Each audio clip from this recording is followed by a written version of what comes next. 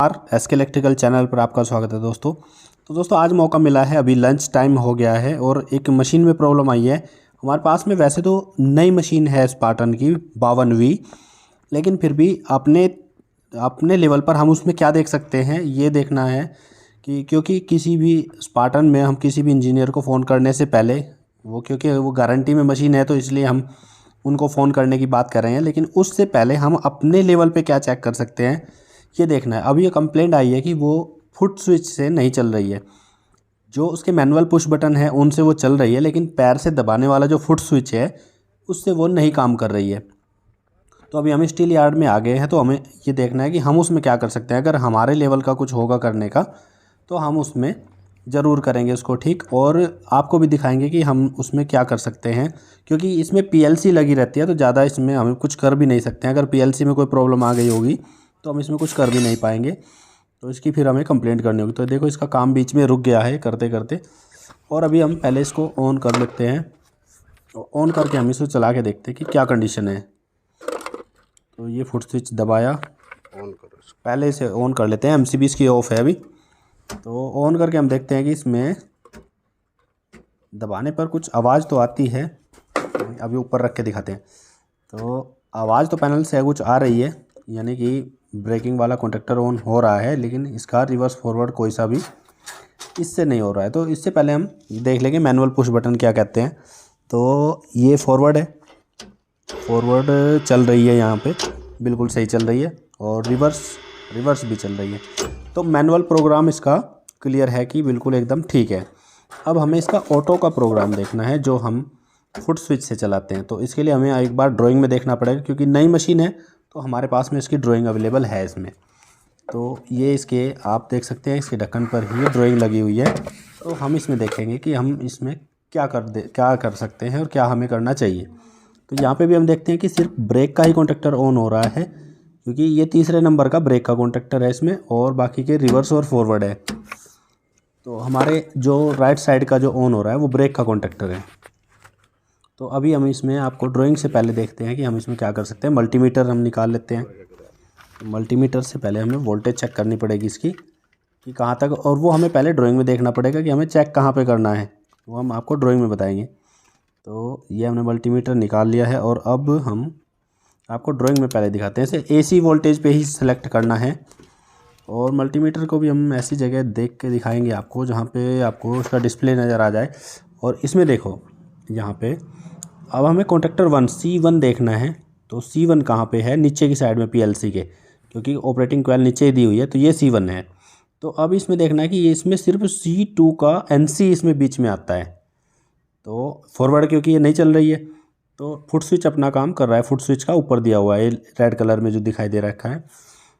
तो अभी हमें देखना है कि कॉन्टैक्टर 2 का जो NC है वहाँ पे हमें इसके जो 24 वोल्ट हैं वो हमें देखना है कि फुट स्विच दबाने पर वो मिल रहे हैं या नहीं मिल रहे हैं। क्योंकि अधिकतर प्रॉब्लम 99% इसमें NONC की दिक्कत आती है। तो 0 वोल्टेज पर हम ये काले वाली सुई रखेंगे, और अब मल्टीमीटर को पहले ऐसी जगह रखते हैं जहाँ आपको क्लियर दिखाई दे। ऐसी पोजीशन में हम रखते हैं पहले, यहाँ से आपको इधर से सही दिखाई दे जाएगा, यहाँ से आपको सही दिखाई देगा। तो ये देखो 0 वोल्ट हमें वहाँ पे मिलेगा, क्योंकि वहाँ ऑपरेटिंग कॉइल है, कॉन्टैक्टर की ऑपरेटिंग कॉइल है, और 0 वोल्ट हमें वहाँ पे मिल जाएगा। तो अब हम यहाँ से चेक करेंगे। अब वो कॉन्टैक्टर 1 है, यानी C1 है फॉरवर्ड का, जहाँ पे अभी हमने सुई रखी है। तो अब हमें कॉन्टैक्टर 2 के NC पर हमें, क्योंकि इसने कॉन्टैक्टर के थ्रू दिया, जो एडन ब्लॉक है उसमें नहीं दिया है, और इसका NC जो दिया है ऑपरेटिंग का कॉइल का, वो कॉन्टैक्टर के अंदर ही जो NC है उसी में दिया है प्रोग्राम इसका।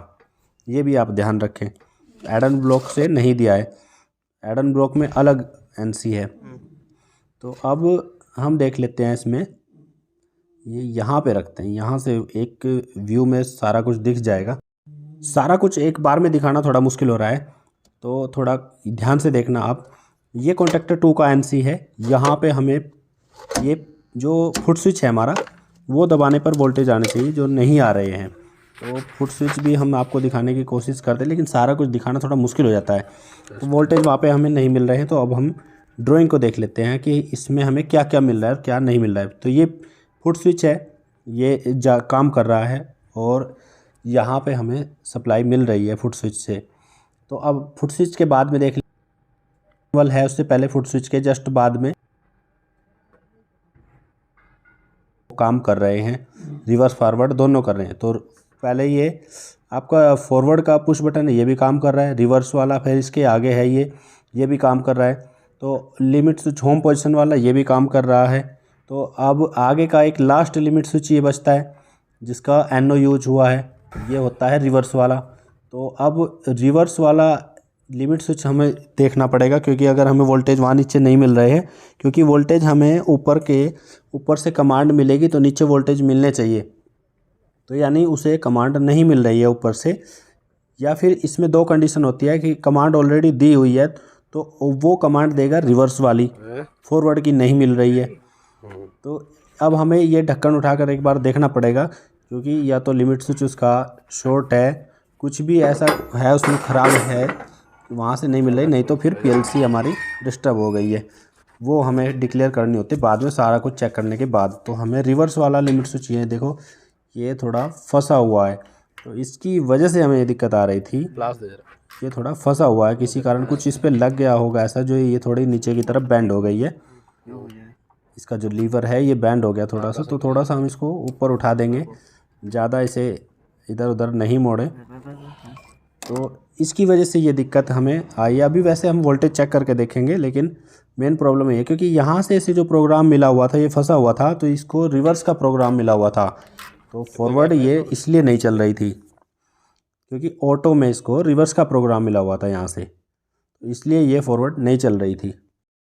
तो गैप इसका अच्छे से चेक कर लेते हैं, क्योंकि मैनुअल में प्रेस करते ही, जब पुश बटन मैनुअल में प्रेस करते हैं तो लिमिट स्विच का रोल वहाँ पे ख़त्म हो जाता है, तो इसलिए ये मैनुअल में चल रही है, लेकिन फुट स्विच दबाने पर ऑटो में नहीं चल रही है।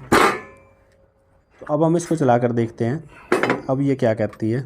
तो इसको सब कुछ पैक करने से पहले हम इसको टेस्ट करके देखेंगे, नहीं तो फिर PLC पे डाउट जाएगा अगर ना चली अब ये, लेकिन फिर भी अपनी तरफ से पूरी चेकिंग करेंगे इसको आराम से यार। वैसे तो ये नई मशीन है, हो सकता तो अगर हम चाहते तो कंपनी वाले को बुलाकर भी कर सकते थे, लेकिन अपने से अगर कोई काम आता है तो उसको कर देना चाहिए। तो देखो अभी ये बिल्कुल सही काम करे, क्योंकि ये बहुत माइनर सी कमी है, लेकिन अगर कोई करना नहीं चाहेगा तो ये बहुत बड़ी कमी हो जाएगी।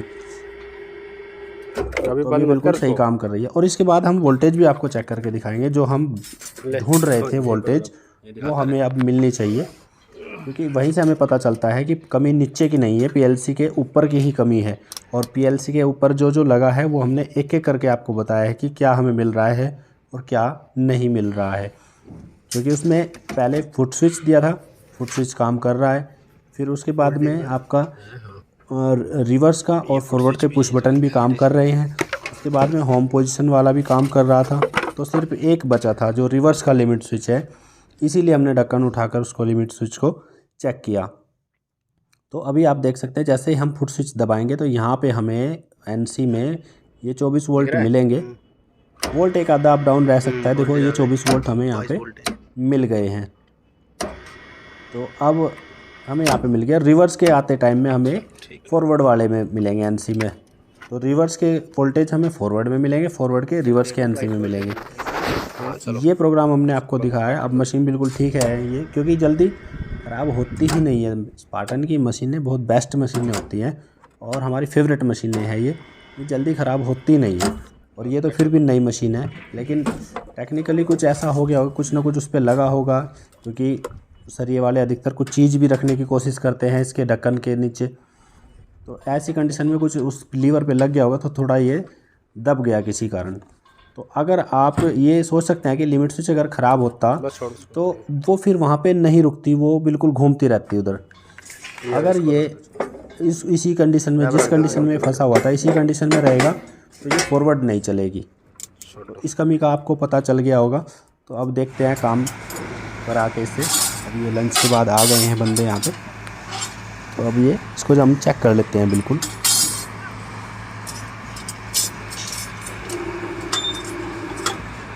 अभी बिल्कुल सही काम कर रही है, इसमें कोई दिक्कत नहीं है ऐसी।